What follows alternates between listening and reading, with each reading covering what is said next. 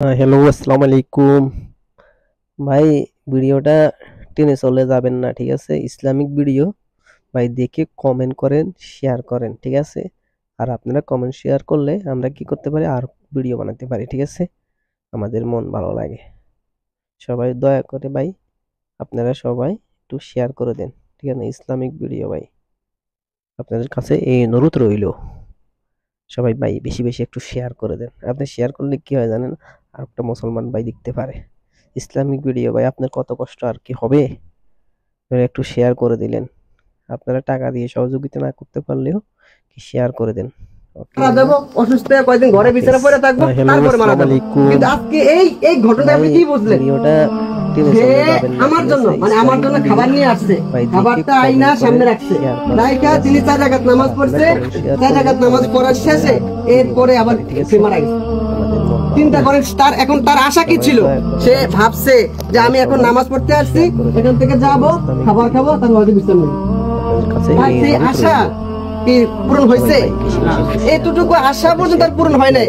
তাহলে আপনি যে মনে করেন, আপনি যে ভাবেন যে আমি হয়তো এখন যুবক আছি, আমি বৃদ্ধ হব, দাড়ি উঠবে, দাড়ি পাকবে, তারপরে মরবো, এই গ্যারান্টি আপনাকে দিচ্ছে? সহযোগিতা না করতে পারলে গ্যারান্টি আছে? মরণের কোনো কি নাই, ভরসা নাই, নিঃশ্বাসের কোনো বিশ্বাস নাই। এজন্য আপনি হাসিবু ক্বাবলা তুহাসিব, আপনি হিসাব আল্লাহ নেওয়ার আগে নিজের হিসাব নিজে নেন।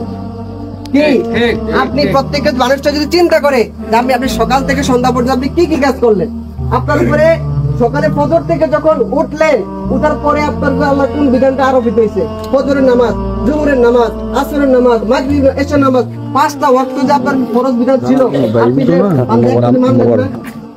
আপনি কি মনে করেন আপনাকে ছেড়ে দেওয়া হবে? কি মনে করেন ছেড়ে দেওয়া হবে? এক ওয়াক্ত নামাজের জন্য আপনাকে কত লক্ষ কোটি বছর যে আপনাকে জাহান্নামে জ্বলতে হবে তার হিসাব কারো কাছে নেই। এজন্য আমরা এখান থেকে শিক্ষা গ্রহণ করে যে আসলে আমাদের মৃত্যু কল্পনা জানা নাই, যে আমরা জীবনে প্রত্যেকটা সেক্টরে আল্লাহর বিধান মোতাবেক আল্লাহর কাজগুলো করব, নবীর তরিকা মোতাবেক। কার বিধান মানবো? আল্লাহর বিধানগুলো জীবনে মানবো কার তরিকায়? রাসূলের তরিকায়। এটা হলো আমাদের মিশন এবং ভিশন। প্রিয় ভাইরা আমার, আমি আপনাদের কাছে একটু আরজ করতে চাই যে আমরা আল্লাহ পাকের বিধান হয়তো অনেক বেশি মানতে পারবো না, কিন্তু 5 ওয়াক্ত নামাজটা পড়তে হবে ইনশাআল্লাহ। 5 ওয়াক্ত নামাজ পড়বো তো ইনশাআল্লাহ। আমরা সকল নিয়ত করে 5 ওয়াক্ত নামাজ পড়বো। আরেকটি কথা বলে যাই যে জানাজা নামাজের ক্ষেত্রে আমরা অনেকেই ভয় পাই যে জানাজা নামাজ পড়বো, কি কি দোয়া আছে এটা কিন্তু পারি না। ঈদের নামাজ, জানাজা নামাজ আমরা অনেকে ভয়ে আসে না, বা আসলেও কি করবো এই টেনশন থাকে। মনে রাখবেন জানাজার নামাজে ফরজ 2টা। কয়টা?